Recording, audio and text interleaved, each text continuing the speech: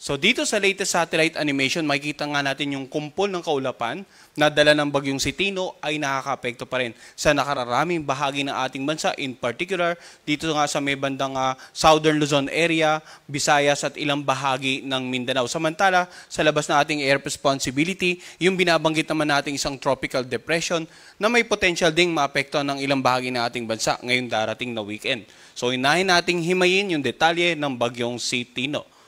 So, dito nga, makikita natin, pinalaki po natin yung image para mas malawak, mas malinaw na makikita natin yung malawak na kaulapang dala ni Tino ay talagang sa kasalukuyan nakaka-apekto pa at posible pa rin magdulot, hindi lamang ng pag-ulan, kundi yung mga malalakas na bugso ng hangin sa ilang bahagi nga, na nakararaming bahagi ng Visayas and Southern Luzon area.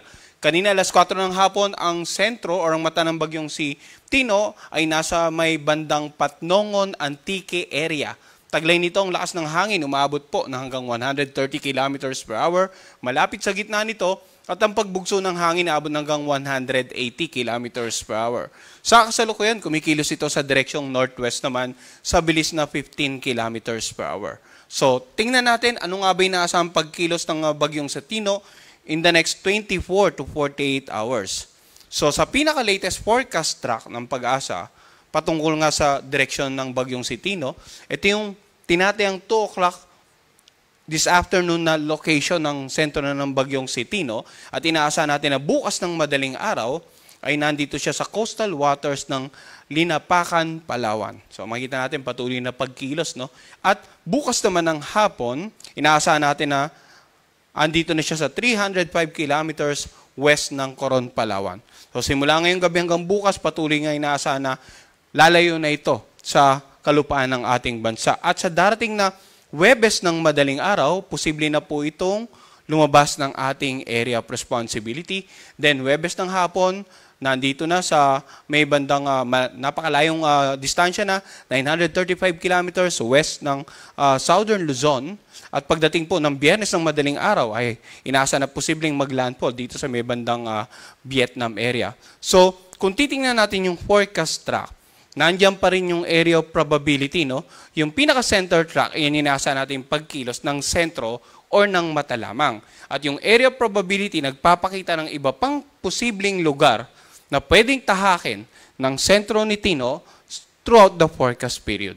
So dapat maging handa po, hindi lamang yung mga kababayan natin dito sa bandang Coron area, kundi halos dito sa northern portion ng mainland Palawan for the possible landfall scenario in the next 12 hours hanggang bukas ng madaling araw. Samantala, paalala natin, ang bagyo hindi po isang tuldok lang sa mapa. Mapapansin natin dito, ito yung lawak ng hangin na dala ng bagyong Tino. Kung kaya't kahit malayo tayo sa sentro, basta ang ating pong lugar ay nakapaloob dito sa perimeter ng bagyo, meron po tayong warning signal. Kaya iyan po yung reason kung bakit may mga wind signal pa rin po tayo sa mga lugar na bagamat malayo sa sentro ng bagyo ay within the periphery of Typhoon Tino. So we have wind signal number 4 sa mga lugar na naka-highlight ng pula, Calamian at Cuyo Island, central and southern portion ng Antique, central and southern portion ng Iloilo, and Guimaras. Dahil inaasa natin yung pagkilos ng sentro, karaniwan yung mas malapit po sa sentro, yun yung inaasa natin makakaranas ng pinakamalakas na hangin at posibleng pinakamaraming pag-ulan. Samantala sa lugar na naka-highlight ng orange, wind signal number 3 naman po. Ibig sabihin around 89 to 117 kilometers per hour ang lakas ng hangin. Dito nga sa may bandang northernmost portion ng mainland Palawan, natitirang bahagi ng Antique kasama ang Caluya Island. And then sa Aklan, Capiz, natitirang bahagi ng Iloilo. Dito sa northern and central portion ng Negros Occidental at saka northern portion ng Negros Oriental. Yung mga areas na naka-highlight po ng orange. So pag pinag-uusapan natin tropical cyclone wind signal, ito po ay patungkol sa lakas ng hangin at kung ano yung posibleng epekto nito sa inyong lugar. So tingnan naman natin yung naka-areas or areas na naka-highlight ng yellow under wind signal number 2 po yan sa kasalukuyan. Itong southwestern portion ng Masbate, southern portion ng Mindoro provinces, and then southern portion ng Romblon, itong northern portion ng Palawan. Ganon din itong kasama yung Cagayancillo Island, sa Cebu, kasama yung Bantayan Island, central portion ng Negros Oriental at natitirang bahagi ng Negros Occidental.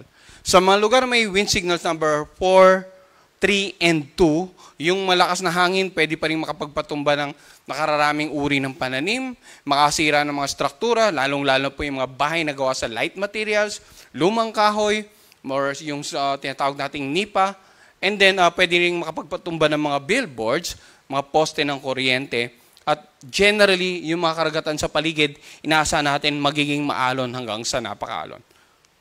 So as much as possible, manatili po tayo sa loob ng ating designated evacuation centers or kung nandun tayo sa kanilang mga kabahayan, manatili sa loob ng bahay habang patuloy na tumatawid sa inyong area itong bagyong Sitino. Samantala, yung areas na naka-highlight ng light blue, yan naman po yung may wind signal number 1. Ang lakas ng hangin dyan, posibleng umabot hanggang 61 kilometers per hour. Yan po yung southern portion ng Quezon, southern portion ng Marinduque, natitirang bahagi ng Mindoro provinces kasama ng Lubang Island, natitirang bahagi ng Romblon, natitirang bahagi ng Masbate kasama ang Burias at Ticao Island, itong central portion ng Palawan. Wind signal number 1 din dito sa may bandang Biliran, northwestern portion ng Leyte, sa Camotes Island, sa northern and western portion ng Bohol, sa Siquijor at natitirang bahagi ng Negros Oriental. So kung mapapansin natin, babalikan natin kanina yung forecast track, yung lawak ng bagyo, mapapansin natin lahat ng signal number 1 na area ay nandun na sa halos outermost periphery ng bagyo. Yung pinakataas na may wind signal, malapit po sa sentro ng ating bagyo. So, kapag may wind signal sa inyong lugar, generally katamtaman hanggang sa malakas ang hangin, ang mga karagatan magiging katamtaman hanggang sa maalon.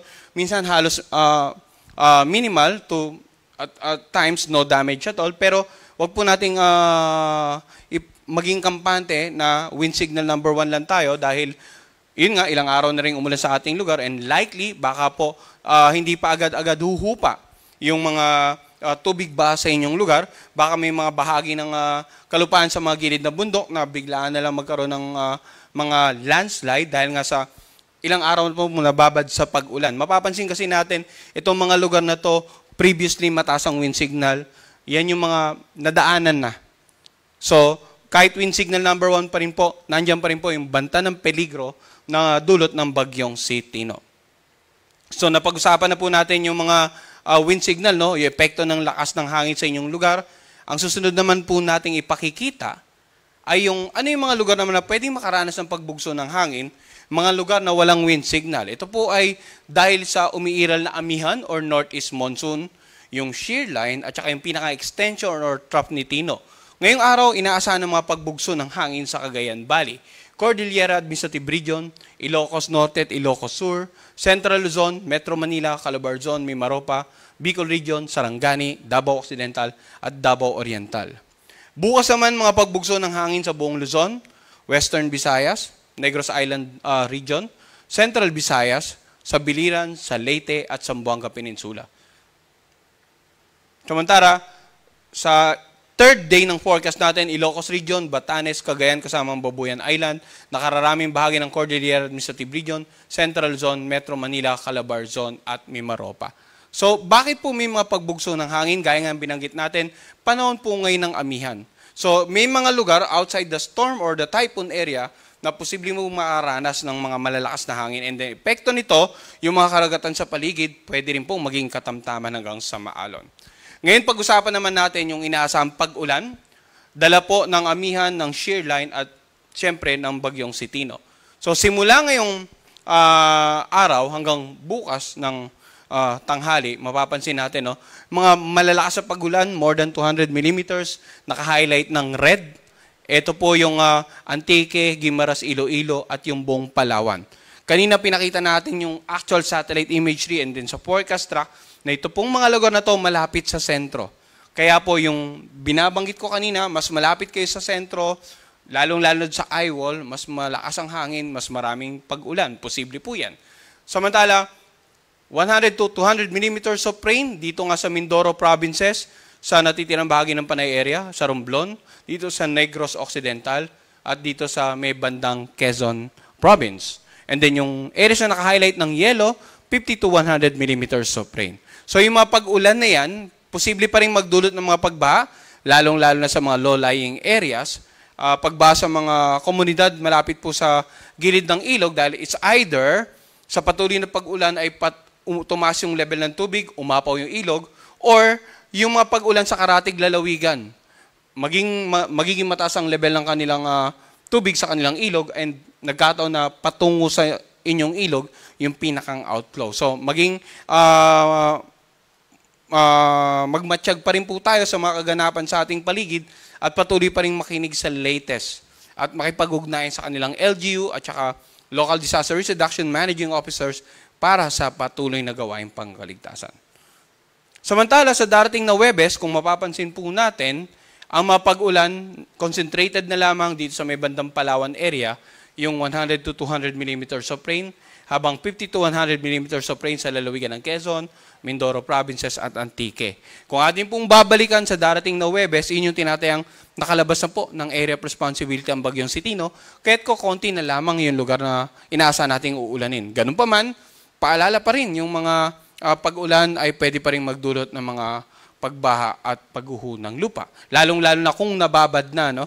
Dahil hindi naman po agad-agad na mawawala epekto ng mga pag-ulan nung mga nagdaang araw sa mga areas na dinaanan po ng bagyo. And then, tingnan naman po natin yung epekto ng storm surge or daluyong sa mga coastal areas. Pinakita natin sa forecast track na dito yung tatahakin ng sentro ng Bagyong Sitino. Kaya makikita po natin dito nakakonsentrate sa area na ito yung matataas na daluyong or storm surge more than 3 meters. Samantala sa areas na ito, orange ang highlight ng coastal areas mula 2.1 hanggang 3 meters. And then sa areas po, naka-highlight ng yellow, coastal areas, 1 to 2 meters. So ilang araw na rin tayo nagbibigay babala, no? Hopefully sa mga oras na ito, nakalikas na po sa mas mataas na lugar or designated evacuation centers yung mga kababayan natin dito sa mga coastal areas na inaasahan nating makakaranas pa ng daluyong in the next 12 hours.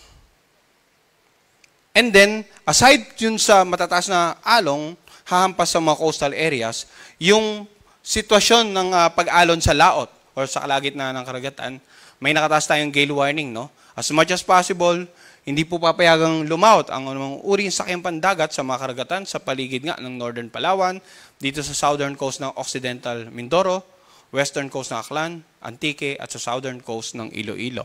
Yung naka-highlight po ng pula. Samantala sa natitirang bahagi po ng mga karagatan sa paligid ng ating bansa, asahan ng katamtaman hanggang sa maalong karagatan. Iba yung pag-iingat sa mga papalaot dito sa mga areas na wala pong gale warning. Samantala dito nga, hindi na po papayagang pumalaot as much as possible. Palipasin po muna natin yung bagyo. Ang mga pag-ulan na dala po ng bagyo, magkakaroon po tayo ng tinatawag natin mga localized rainfall advisory na manggagaling sa ating mga Pag-asa Regional Services Division. Sa website po ng Pag-asa, may makikita tayong portion na panahon dito sa bandang right window na may satellite image. Pag i-clinic po natin yan, lalabas po itong image na to, makikita natin yung color coding at kung ano yung mga nakataas na heavy rainfall warning na inisyu naman ng ating Pag-asa Regional Services Division. So pinapayon din po natin i-monitor ng mga kababayan natin, lalong-lalo po sa Southern Zone at Visayas, yung mga localized thunderstorm at heavy rainfall advisories na ipapalabas nga ng ating mga PRSDs. Ngayon, balikan